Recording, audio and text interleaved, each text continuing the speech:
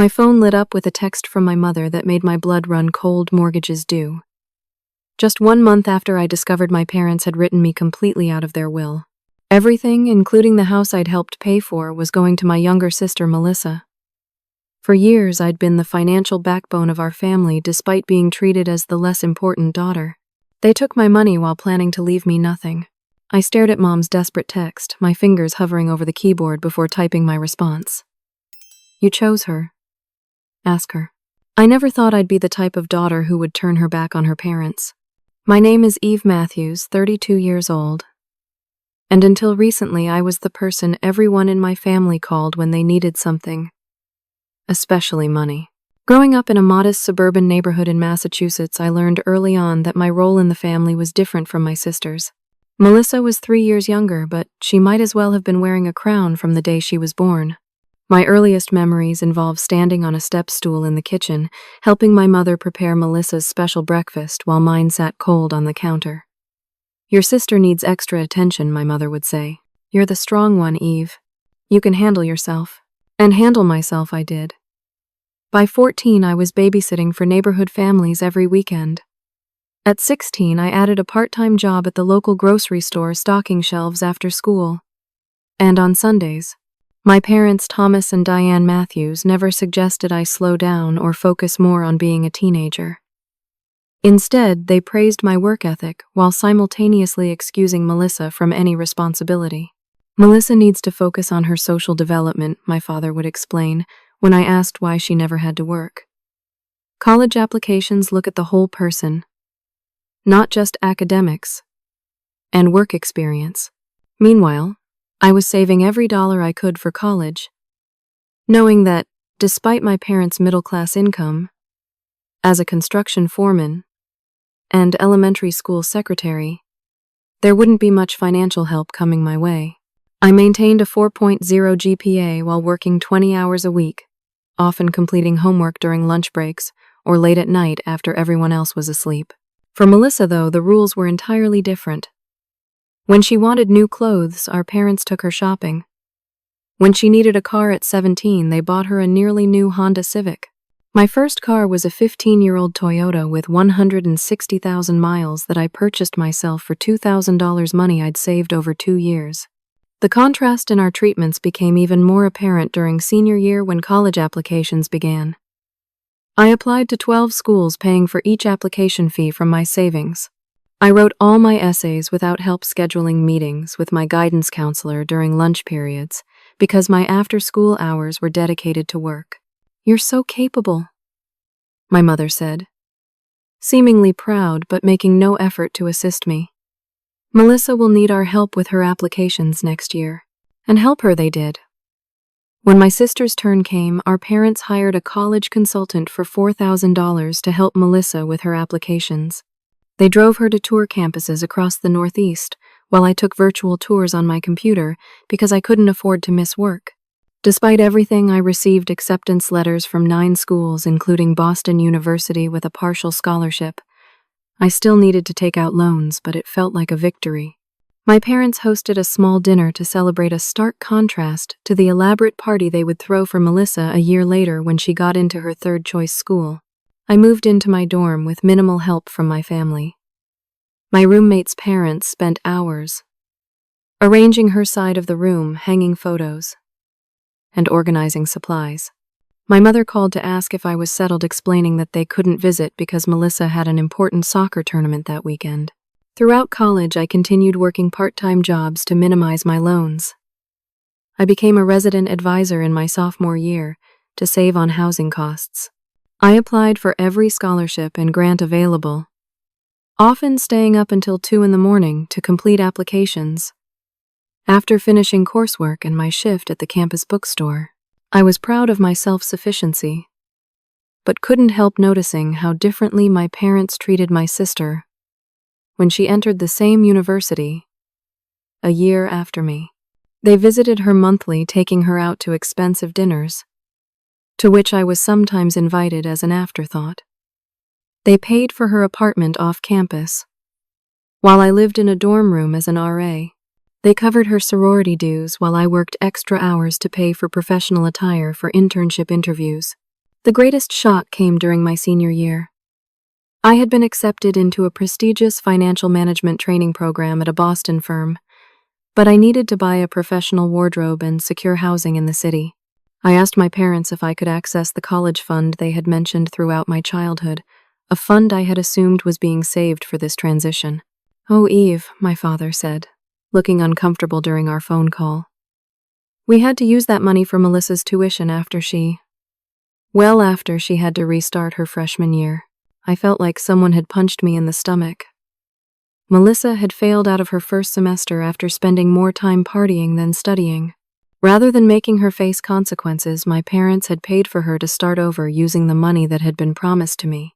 That was the first moment I realized just how uneven our family's playing field truly was.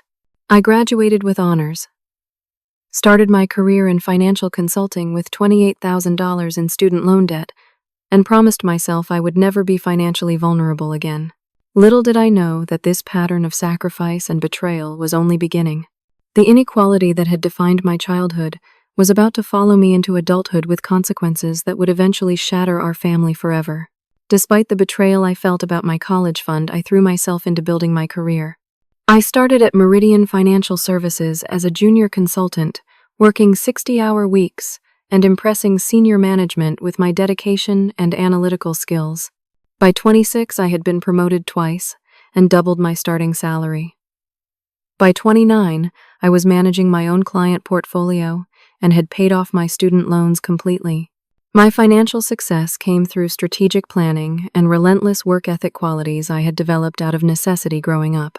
I moved into a modest one-bedroom apartment in Cambridge, began building a retirement portfolio, and created the emergency fund I had always wished my parents had maintained.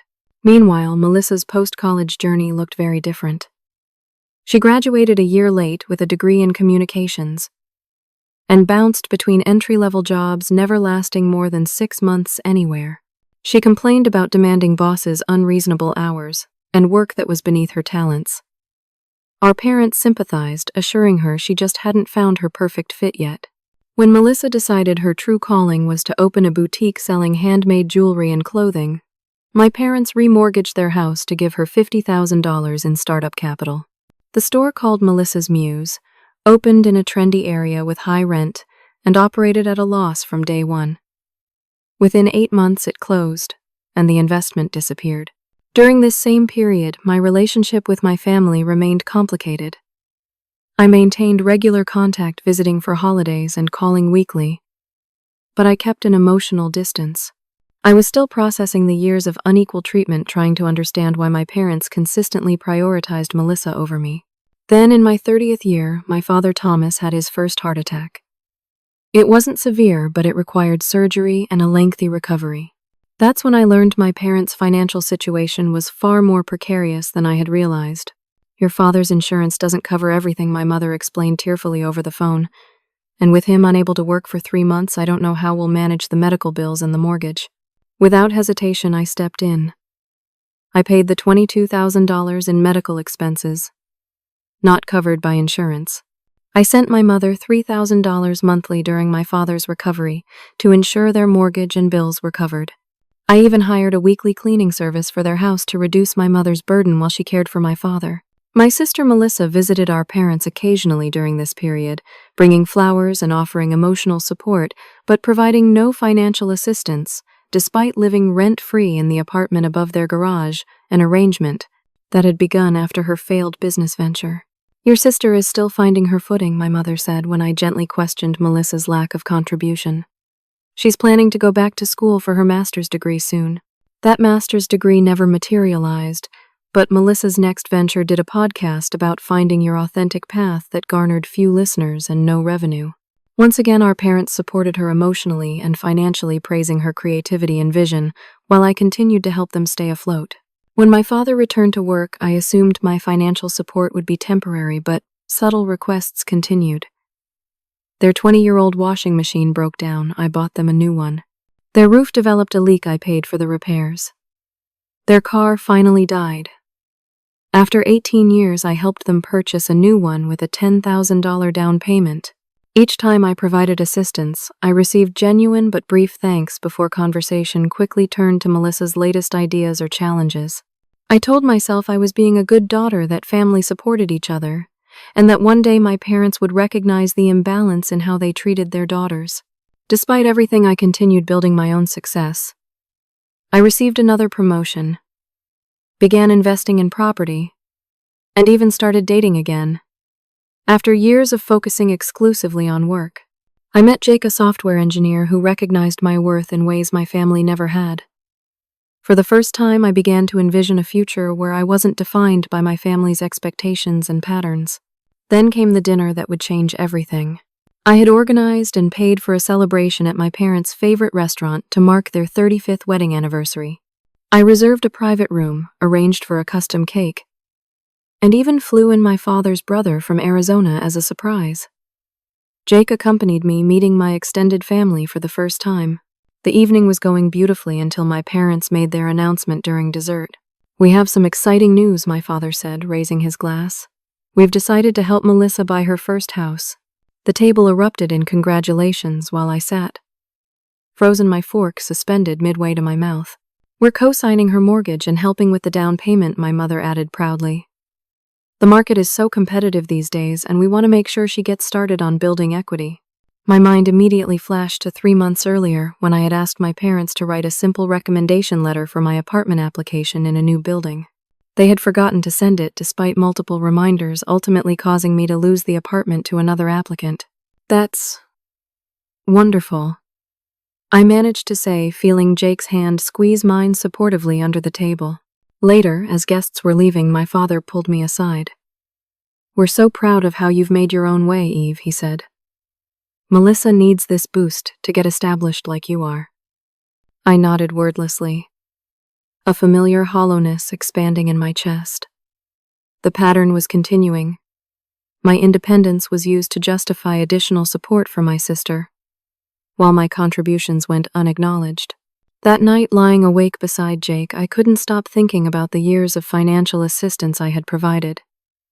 The emotional support that flowed only one way, and the growing certainty that in my parents' eyes I would never be as important as my sister. "They don't see you," Jake whispered in the darkness, somehow reading my thoughts. "But I do." I turned toward him, tears sliding silently onto my pillow. "You know what the strangest part is?" I replied. "Tomorrow my mom will call, asking if I can help them with the down payment they just promised Melissa." Jake was silent for a long moment. "And will you?" I didn't answer. I didn't know the answer myself. But 3 days later, when my mother called, asking exactly what I had predicted, could I loan them $15,000 toward Melissa's down payment? Since they were a little short, I found myself transferring the money while promising myself it would be the last time. It wasn't the last time, but a reckoning was coming that none of us could have anticipated. 2 months after helping fund Melissa's house down payment, I received an urgent call from my mother. "Your father had some chest pains yesterday," she explained, her voice shaking slightly. "The doctor says it's just stress, not another heart attack, but he thinks we should get our affairs in order, just in case." My stomach tightened. "Is Dad okay? Should I come over?" "He's fine, just needs to rest. But yes, please come over Saturday morning. We've asked Mr. Harmon to join us. You remember our lawyer? We think it's time to discuss certain arrangements as a family." I agreed immediately, assuming this would be a standard discussion about healthcare proxies, power of attorney, and other practical matters. Part of me even hoped this might be when my parents finally acknowledged all I had done for them financially. That Saturday morning, I arrived at my parents' suburban home, the same house where I'd grown up now, with a new roof and appliances I had paid for. Melissa's car was already in the driveway. I parked behind it, noting that her relatively new SUV made my practical sedan look modest in comparison. Inside, my mother directed me to the living room where my father sat in his recliner, looking pale but alert. Melissa was perched on the arm of the sofa, scrolling through her phone. Mr. Harmon, a thin man with wire-rimmed glasses whom I vaguely remembered from childhood, sat at the dining table with papers spread before him. "Eve's here," my mother announced. "We can start." We gathered around the dining table, an antique cherry wood piece that had belonged to my grandmother. I had paid to have it professionally restored 3 years earlier after water damage from the leaky roof, another expense I had covered. "I've prepared updated documents for Thomas and Diane," Mr. Harmon began, his voice formal. "Standard updates to their living wills and healthcare directives. Everything is straightforward." My father cleared his throat. "We wanted both of you girls here because we believe in transparency. No surprises later on." I nodded, appreciating the sentiment. Mr. Harmon continued. "The healthcare directives name both daughters as having equal authority in case decisions need to be made." That seemed reasonable and expected. I felt a small sense of relief that at least in this, Melissa and I were being treated equally. "As for the will," Mr. Harmon continued, shuffling papers, "Thomas and Diane have made some specific decisions about the distribution of assets." I listened attentively, expecting a relatively even split, with perhaps some sentimental items designated for each of us. "The house and all its contents will go to Melissa," Mr. Harmon stated flatly. He blinked, certain I had misheard. "I'm sorry." "The house goes to Melissa," my father repeated, not quite meeting my eyes. "Along with the life insurance policy and remaining savings." The room seemed to tilt slightly. "And what goes to me?" I asked, my voice sounding distant to my own ears. My mother reached across the table as if to take my hand, but I pulled back instinctively. "Eve, sweetheart, you're already established," she said, using the same reasoning I had heard countless times. "You have your career, your savings. Melissa will need security for her future."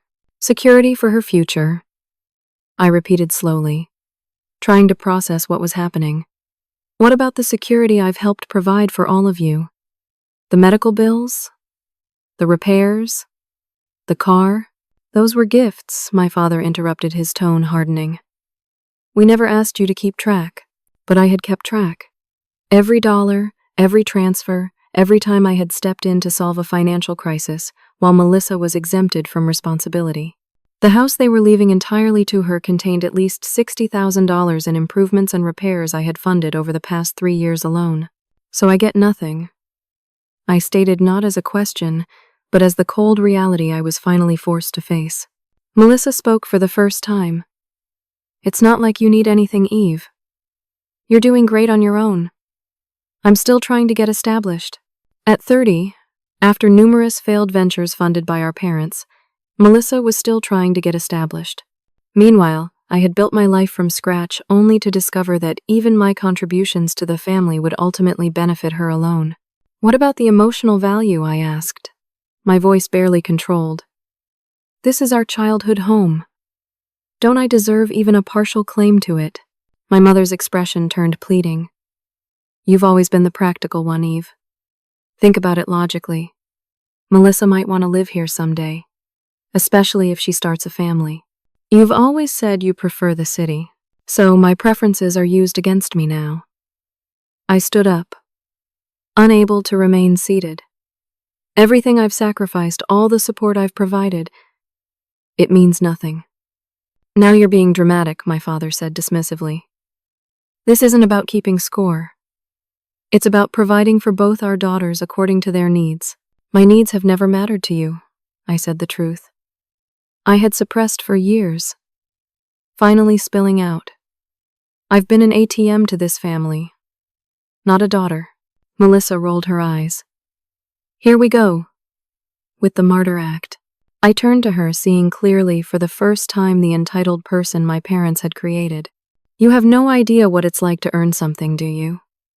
Everything has been handed to you while I've worked for every single thing I have." "That's enough," my father said sharply. "We're not changing our decision. The will stands as is." Mr. Harmon looked uncomfortable, shuffling his papers and avoiding eye contact with any of us. I grabbed my purse and car keys. "I need to leave." "Eve, don't be like this," my mother called as I headed for the door. "Family is more important than money." I stopped and turned. "If family were more important than money to you, we wouldn't be having this conversation." I walked out, ignoring their calls to come back and discuss this rationally. In my car, I sat gripping the steering wheel, too angry to cry, too hurt to scream.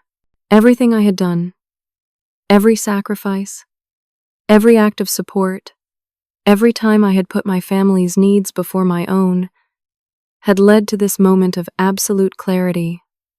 I had never been, and would never be valued equally in this family. As I drove home in a daze, my phone chimed with a text. I pulled over to check it, a habit of responsibility. I couldn't break even in my current state. It was from my father in the family group chat. Eve, before you get too worked up, we need to discuss this month's property taxes. We're a little short after helping with Melissa's down payment. Can you send $2,300 by Friday? Thanks in advance. I stared at the message in disbelief. They had just disinherited me, and were now asking for more money. The audacity was so absolute it bordered on absurd. For the first time in my adult life, I didn't respond to their request for financial help. Instead, I drove home, walked into my apartment, and finally allowed myself to cry for the little girl who had never been enough, for the woman who had given everything only to be left with nothing, and for the daughter who was finally ready to break a pattern that had defined her entire life. The Monday after the disastrous will discussion, I called in sick to work for the first time in 3 years. I couldn't focus, couldn't pretend everything was normal, when my entire understanding of my family relationship had been shattered. Instead, I called Dr. Amelia Taylor, the therapist I had started seeing 6 months earlier, to address my workaholic tendencies. Can you fit me in today? I asked. When she answered, "It's urgent." 3 hours later, I sat in her comfortable office overlooking the Boston Common, recounting the weekend's events. Dr. Taylor listened without interrupting, her expression compassionate, but neutral. "And how are you feeling now?" she asked when I finished. "Angry. Hurt. Stupid," I replied. Mostly stupid for not seeing this clearly years ago. Dr. Taylor leaned forward slightly. "What you're describing is a pattern of family dynamics that's been established over decades. It's not stupid to hope your family will value your contributions." But I kept giving, and giving, expecting something to change. "The definition of insanity," Dr. Taylor said with a small smile, "is doing the same thing repeatedly and expecting different results." "So I'm insane," I said flatly. "No, Eve. You're human. We all want our families to love us equitably. But now that you see the pattern clearly, you have choices to make." "What choices?" "They've made their decision." "Yes, about their will. But you get to decide what happens next in your relationship with them, including financial boundaries." Financial boundaries. The concept hit me like a revelation. In all my years of helping my family, I had never once established boundaries around my support. That evening, I opened my laptop and began creating a spreadsheet. I meticulously went through 3 years of bank statements and credit card bills, documenting every dollar I had given my parents and Melissa. Direct transfers for bills, checks for repairs, the down payment for their car, medical expenses, holiday gifts far more lavish than what I received in return, dinners out where I always picked up the check. The total shocked even me: $87,426 over 5 years, nearly $18,000 per year. Money that could have gone toward my own home purchase or investments that would secure my future. The future my parents weren't concerned about. Next, I created a separate document outlining my new financial boundaries. 1.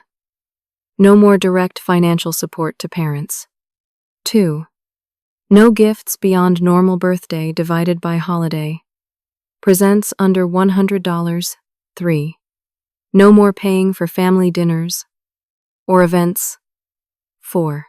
No loans or co-signing for any family member. Then I drafted an email to my parents explaining my decision calmly and clearly.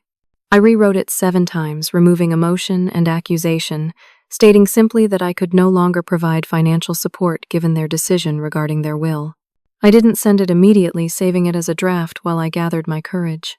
For 2 weeks, I ignored increasingly urgent messages from my parents about the property tax bill and other expenses. Melissa texted once, "Mom and Dad are freaking out about bills. What's your problem?" I didn't respond to her either. Finally, I requested a family meeting at my apartment-neutral territory where I could control the environment. To my surprise, they agreed. Although my mother texted asking if I could pick them up since we're trying to save on gas, I replied that I would not be providing transportation. They arrived 20 minutes late on a Sunday afternoon, Melissa driving them in her new SUV.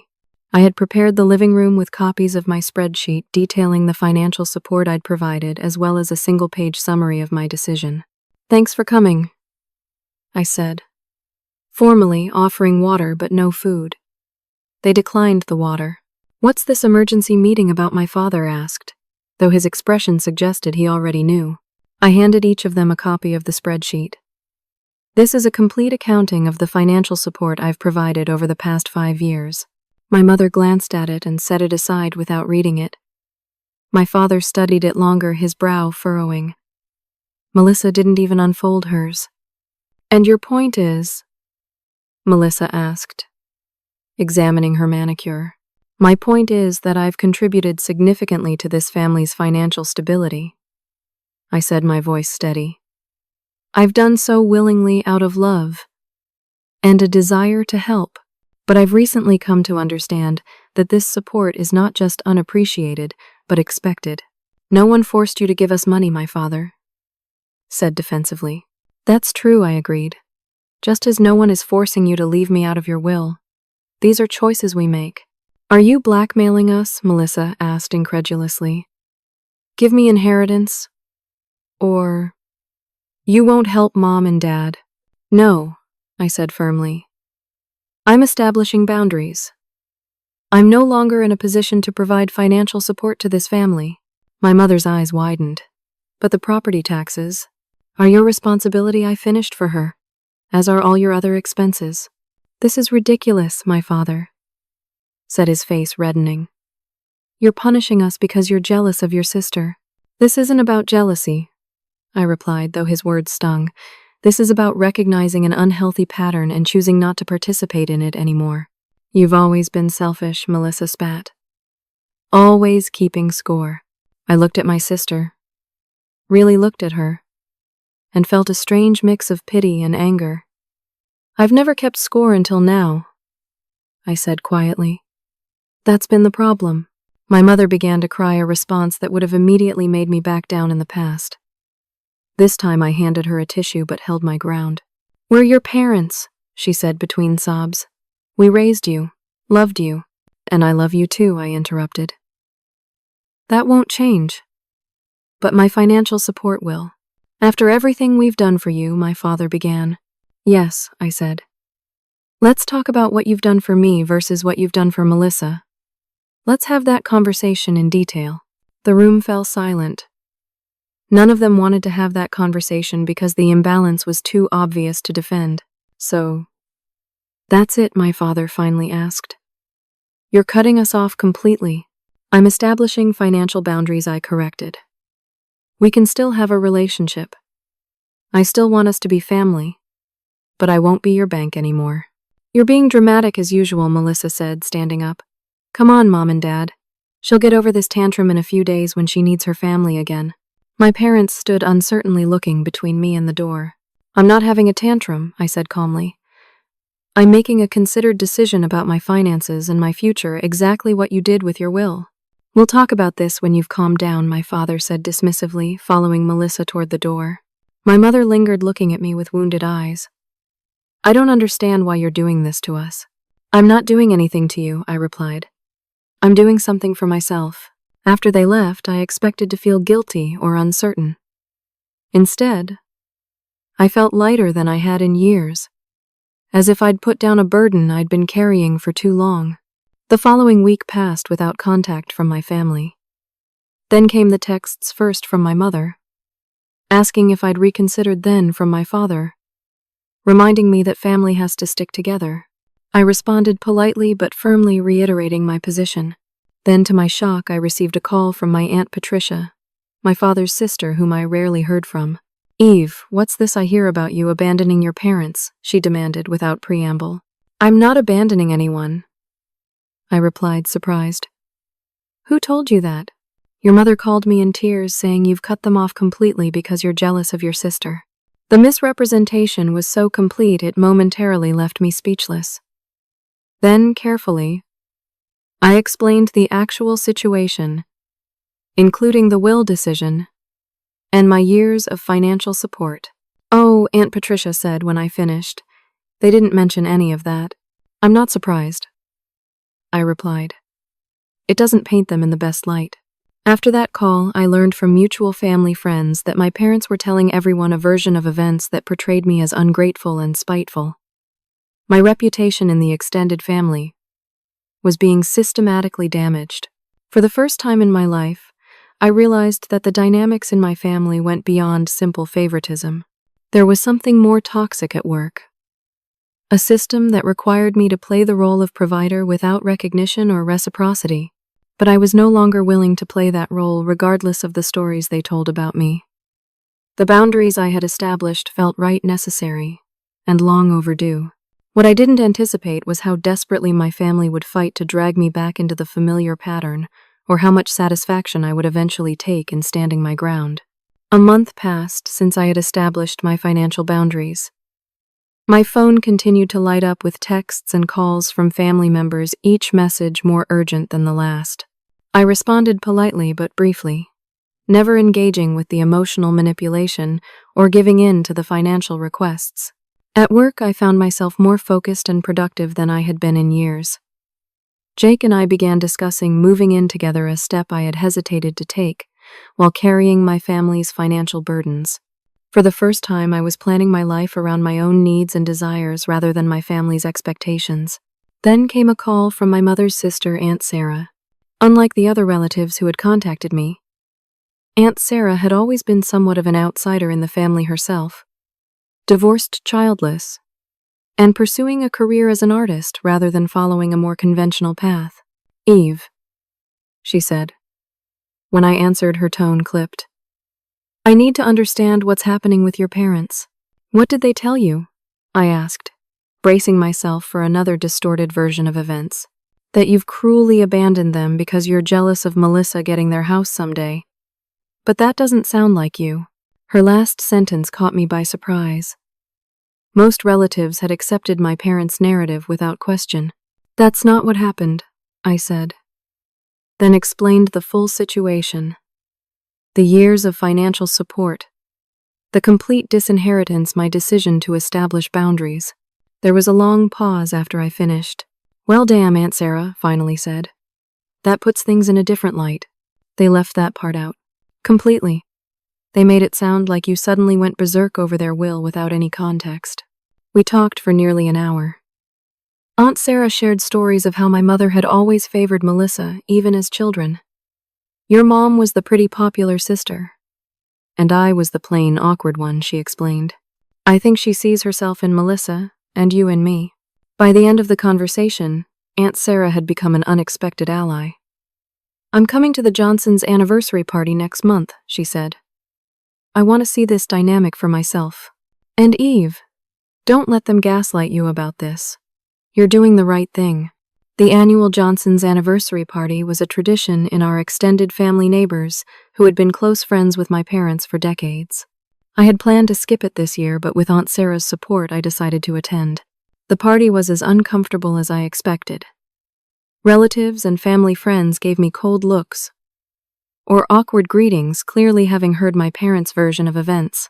My parents themselves stayed across the room, my mother occasionally dabbing at her eyes dramatically while glancing my way to ensure people noticed.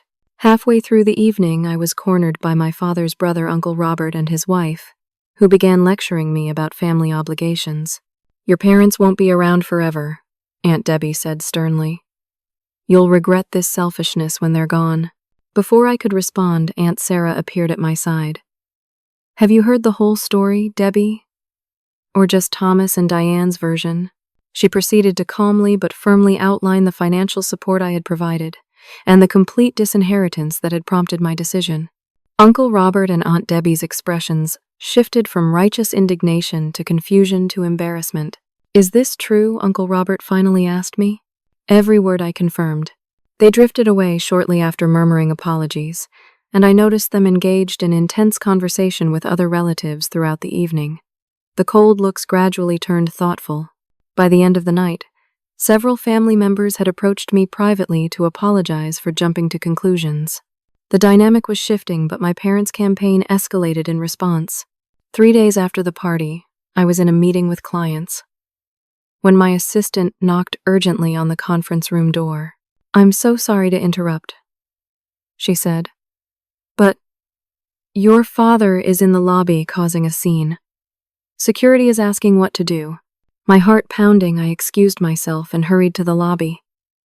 My father stood near the reception desk, red-faced, and gesturing emphatically to a security guard. "Dad," I said sharply, "what are you doing here?" He turned to me, eyes blazing. "You won't answer our calls. So what choice did I have?" "We can't do this here," I said, acutely aware of curious onlookers. "This is my workplace. Then make time to talk to your family. Your mother is beside herself. The electricity bill is past due. And Melissa says, Mr. Matthews." The security guard interrupted. "You need to lower your voice or leave the premises." "It's okay," I told the guard. "I'll handle this." To my father, I said, "Wait for me outside. I'll be down in 5 minutes." I returned to the conference room, apologized to my clients, and asked my colleague Jason to take over the presentation. He gave me a concerned look, but agreed immediately. Outside, my father paced near the building entrance. "You can't just show up at my job," I said, struggling to keep my voice level. "That's completely inappropriate.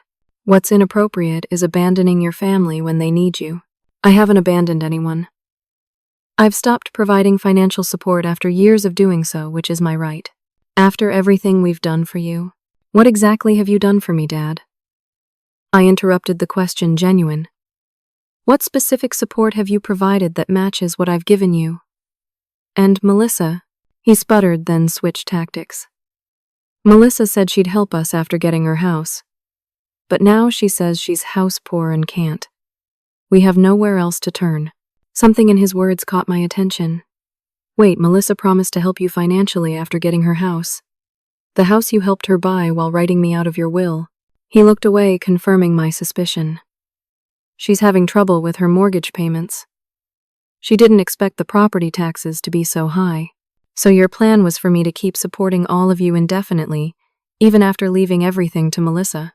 When he didn't answer, I had my confirmation. "Dad, I have to get back to work. I'll call you tonight and we can discuss this calmly. But don't ever come to my workplace again." As I turned to leave, he called after me. "Your boss seems like a reasonable man. Maybe he'd understand about family obligations." I froze, then slowly turned back. "Are you threatening to talk to my boss about this?" He didn't deny it. "Family should be your priority." In that moment, I saw clearly how far my parents would go to maintain their grip on my financial support. They would risk my professional reputation, my career that I had built entirely on my own. "If you speak to anyone at my company about this, it will be the last conversation we ever have," I said, my voice deadly quiet. "That's not a threat. It's a boundary." I walked back into the building, shaking with adrenaline. Jason was waiting for me near the elevator. "Everything okay?" he asked, genuine concern in his voice. "Family drama," I said shortly.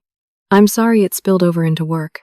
He hesitated, then said, "My dad was an alcoholic. Used to show up at my first job demanding money." "I get it." His simple understanding nearly broke my composure. "Thank you," I managed. "If you need anything, time off someone to run interference, just say the word." Jason's support was unexpected but deeply appreciated. It made me realize how accustomed I had become to handling everything alone, never asking for help because it had never been offered in my family. That weekend, Aunt Sarah called again. "Just checking on you. The family grapevine is buzzing after the party." "I'm okay," I assured her. "But Dad showed up at my job this week." She sighed heavily. "They're escalating because you're not following the script." "How are they doing financially?" "Apparently struggling. Melissa promised to help them after they helped her buy her house, but now she's claiming she can't afford to." Classic, Aunt Sarah said dryly. "You know, I drove by their house yesterday. There's a pre-foreclosure notice on the door." The news shocked me. Things had deteriorated faster than I'd anticipated. They didn't mention that. Of course not. It would mean admitting how much they've relied on you. Eve, I know this is hard. But stay strong. This pattern won't change. Unless you force it to. After we hung up, I sat staring out my apartment window, torn between guilt and resolve. Part of me, the caretaker role I had played all my life, wanted to swoop in and solve their problems again. But another part, the independent woman I was becoming, knew that would only perpetuate the toxic dynamic. My phone rang again. Melissa's name flashed on the screen. Against my better judgment, I answered. What the hell is wrong with you? She demanded without preamble. Mom and Dad might lose their house because of your selfishness. Hello to you too, Melissa, I replied calmly. Have you considered helping them yourself? You live in their garage apartment rent-free. And they helped you buy your house. I'm house poor right now. My mortgage is huge and I'm still getting my business off the ground. Her newest business was selling essential oils through a multi-level marketing scheme. I bit back a sarcastic response. That sounds challenging, I said instead. Maybe you should consider what I did: get a stable job with a regular paycheck. Not everyone wants to be a corporate drone like you, she snapped. Some of us have creative spirits. Creative spirits still need to pay bills. Is that all you care about, money? What about family loyalty? Loyalty goes both ways, Melissa. What's that supposed to mean? It means I've shown loyalty through years of financial support. How have you, or our parents, shown loyalty to me? She had no answer for that. Instead, she switched tactics. Mom cries herself to sleep every night. I'm sorry to hear that, I said sincerely. I never wanted to hurt them. I just needed to establish boundaries.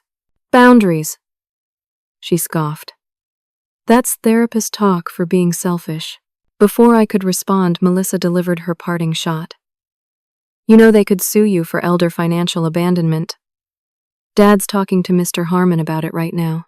You promised to help them and now they're dependent on you. The threat sent a chill through me. I had never promised ongoing support. I had responded to specific requests out of love and obligation. But could they twist that into a legal obligation? After Melissa hung up, I immediately called Charlotte Bennett, an attorney I'd met through work. She agreed to see me Monday morning to discuss the situation. The threat of legal action represented a new level in my family's campaign to regain control over me and my finances. It was manipulative, desperate, and ultimately revealed just how dependent they had become on my support. Support they had never truly valued or acknowledged until it was gone. As I prepared for my meeting with the lawyer, I wondered how things had spiraled so far. But beneath my anxiety was a growing certainty that I was finally breaking free of a role that had limited me for too long. Whatever came next, I would face it on my own terms. Charlotte Bennett's law office overlooked Boston Harbor, the morning sunlight glinting off the water as I explained my situation. She listened attentively, occasionally making notes, her expression professional but sympathetic. So my question is, I concluded, can they actually sue me for elder financial abandonment or something similar? I've never made formal promises of support. Charlotte leaned back in her chair. No. What you're describing is not elder financial abandonment, which typically involves caretakers misusing funds or neglecting basic care duties for dependent seniors. Your parents are not your dependents in any legal sense. Relief washed over me. So, the threat is empty. It appears to be an intimidation tactic, she confirmed. However, I'd like to send a formal letter documenting your history of voluntary support and making it clear that you have no ongoing obligation. This will create a paper trail if they pursue this further. I agreed immediately. Charlotte drafted the letter while I waited, documenting the significant financial assistance I had provided voluntarily over the years, and clearly stating that I had never entered into any contract or agreement for ongoing support. The letter was factual, unemotional, and unmistakably legal in tone. Send this by certified mail so you have proof of delivery, Charlotte advised, handing me the printed document. If they continue to make legal threats, refer them to me directly. Armed with the letter and Charlotte's reassurance, I felt better equipped to handle whatever came next. I mailed the letter that same day, then tried to refocus on my work and personal life. For 2 weeks, there was silence from my family. No calls, no texts, not even messages through other relatives. I began to hope that perhaps the legal letter had finally established the boundaries I'd been trying to set. Jake and I finalized plans to move in together at the end of the month, and I threw myself into preparations for this new chapter. Then came the text that would bring everything to a head. My phone lit up late on a Tuesday evening. Mortgages due from my mother. I stared at those 2 words, feeling the weight of expectation behind them. After everything, the will revelation, my clear communication about boundaries, the legal letter, they still assumed I would step in and solve their financial problems. They still saw me as nothing more than a resource to be tapped when needed. For several minutes, I considered my response carefully. I could ignore it. I could reiterate my position about financial boundaries. I could ask about Melissa's promised support. Instead, I typed the words that had been building inside me for months. You chose her. Ask her. I pressed send before I could second-guess myself. Almost immediately, my phone exploded with notifications. First, a call from my mother, which I declined. Then a series of texts. How could you be so cruel? We're your parents. The bank is threatening foreclosure. After everything we've done for you, Melissa. Can't help right now. You know that. I read each message, but responded to none of them. Then came a text from Melissa. Mom is hysterical because of you. Fix this now. Again, I didn't respond.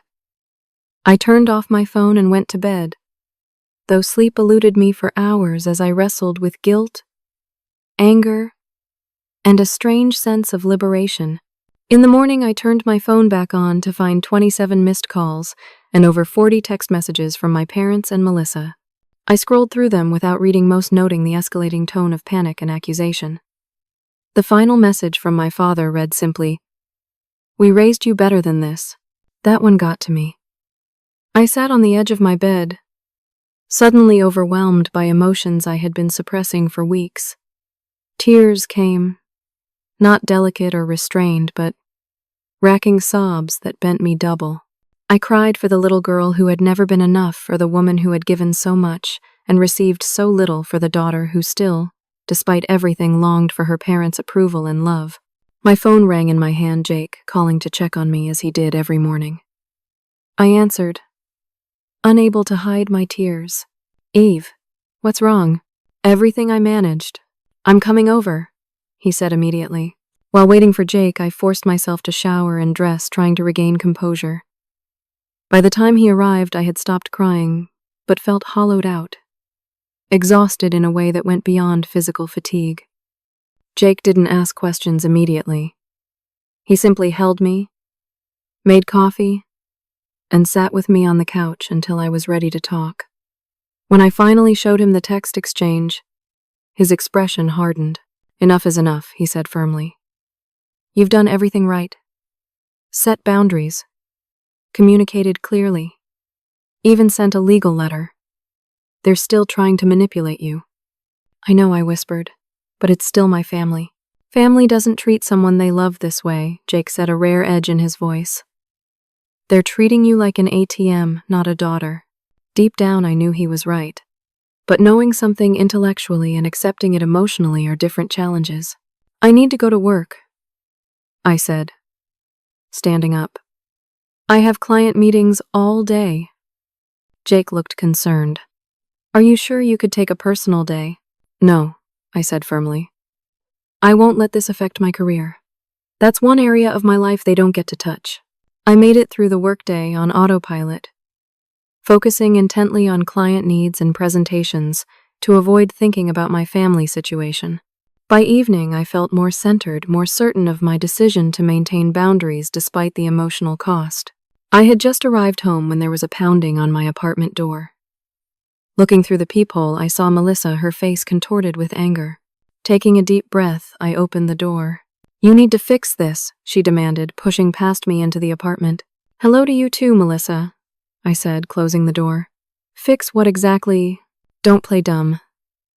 Mom and Dad are about to lose the house because you're being a selfish bitch. That's not my responsibility. I said, keeping my voice calm. And I've been very clear about my boundaries for months now. Boundaries. She spat. You. And your boundaries. What about family obligation? What about everything they've done for you? What have they done for me, Melissa? I asked, genuinely curious about her perception. Specifically, she waved her hand dismissively. Raised you. Put a roof over your head. Sent you to college. I paid for my own college, I corrected. With scholarships and loans that I paid off myself. And yes, they raised me, for which I've shown gratitude, by supporting them financially for years. Support that was never acknowledged or reciprocated. Not everything is about money. Then why are you here? I countered. If it's not about money, why the emergency? Why the desperation to get me to pay their mortgage? Melissa paced my living room, agitated. You've always been like this. Always keeping score. Always acting superior because you have a fancy job and make good money. Some of us have different priorities. Like what priorities? Like creativity and freedom. Not being chained to a desk for corporate America. And those priorities are valid, I said. But they come with financial consequences. You can't demand freedom from responsibility while also demanding financial support from others. I'm not demanding anything for myself, she insisted, though we both knew that wasn't entirely true. This is about Mom and Dad. Mom and Dad made their choice, I said. They chose to help you buy a house while writing me out of their will. They chose to expect my ongoing financial support without acknowledging or valuing it. And now, they and you are experiencing the consequences of those choices. Melissa's face flushed with anger. You know what? They were right about you. You've always been cold, calculating. No wonder you're alone. I'm not alone, I said quietly. I've built relationships with people who value me for who I am, not what I can provide. Well, congratulations on your perfect life while your family suffers. My life isn't perfect, Melissa, but it's mine. I've built it myself, without the advantages and support you've always had. She scoffed. Advantages? What advantages? The college fund that was supposed to be mine but went to your third attempt at freshman year. The car they bought you while I saved for 2 years to buy my own. The business, startup money, the rent-free apartment, the mortgage co-signing. Should I continue? Melissa fell silent, seemingly at a loss for how to counter these specific examples. You know what's ironic? I continued. Mom and Dad told me they were leaving everything to you in their will because you'll need it more since I'm already successful. They acknowledged my success while using it to justify giving you more support. Well, it makes sense, Melissa muttered. You don't need their help. I don't need it because I've never received it, I pointed out. That's circular logic. Denying me support because I've succeeded without support. Melissa paced again, clearly frustrated by my calm reasoning. Then she stopped abruptly, turning to face me with a strange expression, something between spite and triumph. You want to know the real reason they're freaking out about money? They promised me you would keep supporting them. I stared at her. What? When they decided to leave everything to me, Dad said not to worry about them financially because you'd always take care of them. It was part of the plan. You'd keep paying their bills and I'd get the house and everything else eventually. The cold calculation behind this arrangement stunned me. They had planned to use me as their retirement plan while ensuring everything they had would go to Melissa. So when they helped you with the down payment for your house, I began. They said you'd cover any shortfall in their budget. That's why I promised to help them later. Much later, when my business takes off. They assured me you'd handle things until then. I sat down heavily on my couch, trying to absorb this new information. They were counting on my continued financial support, even after explicitly excluding me from their will. Well, yeah, Melissa said, as if it were obvious. You've always taken care of things. That's your role. My role, I repeated slowly. Not my choice or my desire, but a role assigned to me. Don't act like you're a victim here. You've got money, a career, everything. Yes, everything I built myself without help. And now I'm choosing to use those resources for my own future, rather than subsidizing the preferential treatment you've received all your life. Melissa's face darkened. So you're really going to let them lose their house? All because you're jealous that they love me more. Her words were meant to wound, but they missed their mark. Because in that moment, I realized a fundamental truth. My parents didn't love Melissa more. They simply expected less from her and more from me. The dynamic wasn't about love, but about roles and expectations, roles I was finally refusing to play. They don't love you more, Melissa, I said softly. They expect less from you. And that's not love. It's enabling.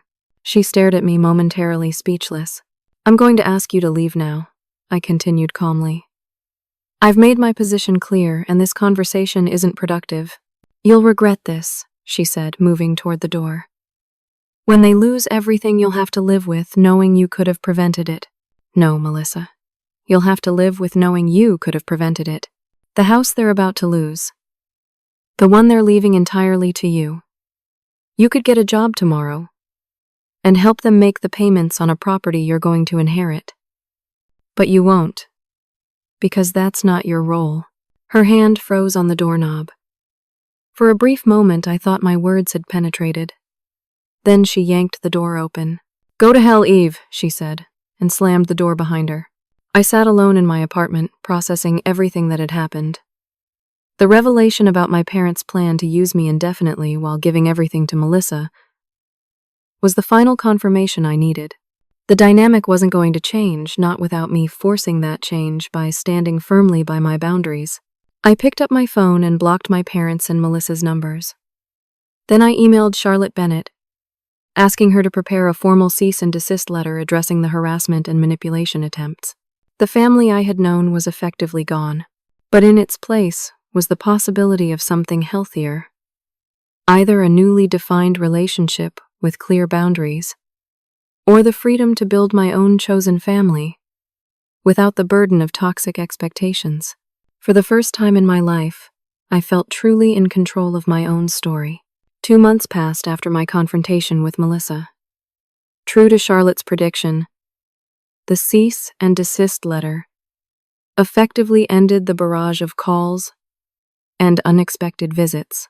Through Aunt Sarah, I learned that my parents' house had indeed gone into pre-foreclosure, forcing them to finally face the financial reality they had been avoiding for years. Melissa offered to let them move in with her. Aunt Sarah reported during our weekly phone calls, which had become a source of surprising support. She didn't have much choice after her own complaints to the family backfired. Apparently, Melissa had called various relatives seeking sympathy and financial help, only to have several of them point out the obvious. If she was inheriting the house, shouldn't she be the one to help save it? It's remarkable how quickly people connect those dots when they aren't emotionally entangled, I observed. Indeed, Aunt Sarah agreed. Though I hear the living arrangement is already strained. Your mother and Melissa have very similar personalities, which works well when they're united against you, but not so well when they're sharing a bathroom. Despite the petty satisfaction this news brought, I felt no real joy in my family's struggles. The situation was sad. A family fractured by years of unhealthy dynamics, finally facing the consequences of those patterns. But it was necessary not just for my own well-being, but potentially for all of us in the long run. Jake and I had moved in together, combining our lives in a 2-bedroom apartment with a view of the river. The freedom from financial obligation to my family allowed me to contribute more to our shared future, including starting a savings fund for a down payment on a house of our own. At work, I had been promoted to senior consultant, a position that came with more responsibility, but also more flexibility. Without the constant stress of my family's financial emergencies, I found myself more creative and focused, earning recognition from clients and colleagues alike. Then, 6 months after our last contact, a letter arrived, handwritten on my father's distinctive stationery. I recognized his neat, precise handwriting on the envelope, and sat with it unopened for several days, unsure whether I was ready to re-engage. Finally, on a quiet Sunday morning with Jake out for his weekly run, I opened it. Dear Eve, it began. I hope this letter finds you well. I've started writing this many times over the past months, but struggled to find the right words. Pride has never been easy for me to overcome, but I'm trying now. First, I want to apologize. Not a qualified apology with excuses or justifications, but a real acknowledgement of how unfairly we've treated you throughout your life. You were right about the imbalance between how we supported you and Melissa. We expected more from you because you seemed capable of more, but that wasn't fair. We should have supported both our daughters equally, celebrating your capabilities rather than using them as a reason to withhold help. The past months have been difficult but clarifying. Losing your financial support forced us to face reality about our finances, our relationship with Melissa, and, most importantly, our treatment of you. We're living with Melissa now, which has been educational. She's struggling with adult responsibilities we never properly prepared her for. I'm not writing to ask for money. I'm writing to acknowledge the truth and to ask if there might be a path forward for us as a family. Not with the old dynamics, but with new understanding and boundaries. Yes, I've learned that word carries meaning beyond selfishness. If you're willing, perhaps we could meet somewhere neutral for coffee. Just to talk. Diane, your mother is still processing everything, but has agreed this is necessary. With love and regret, Dad. I read the letter 3 times, searching for the subtle manipulation or guilt-tripping that had characterized so many past communications. But it seemed genuine in its simplicity and acknowledgement. After discussing it with Jake and Dr. Taylor, I decided to respond with a brief email suggesting a meeting at a coffee shop halfway between our homes. I set clear parameters, just my parents, not Melissa, limited to 1 hour, and with the understanding that I would leave immediately if the conversation became manipulative or accusatory. On a bright spring morning, I arrived at the coffee shop 10 minutes early, choosing a table near the door for an easy exit if needed. My parents arrived precisely on time, looking older and more subdued than I remembered. My father had lost weight, and my mother's hair showed more gray than when I'd last seen her. "Thank you for meeting us," my father said, as they sat down, his voice carrying none of its usual authority. "Thank you for your letter," I replied. "It meant a lot to me." An awkward silence fell as we ordered coffee and pastries. My mother stared at her hands, seemingly unable to meet my eyes. "How have you been?" my father finally asked. "Good," I said. "I've been promoted at work. Jake and I moved in together." "That's wonderful," my mother said, speaking for the first time. He seemed like a nice young man. The small talk continued for several minutes, carefully avoiding the substantial issues between us. Finally, my father took a deep breath. "Eve, we've had a lot of time to think about everything that happened. About the will, about the financial support you provided, about how we've treated you compared to Melissa." My mother nodded, still looking down. "We were wrong," she said quietly. "So wrong for so long that it became normal to us. We didn't even see it clearly until everything fell apart." "What changed?" I asked, genuinely curious. "Living with Melissa," my father said with a hint of irony. "Seeing firsthand how unprepared she is for adult responsibility.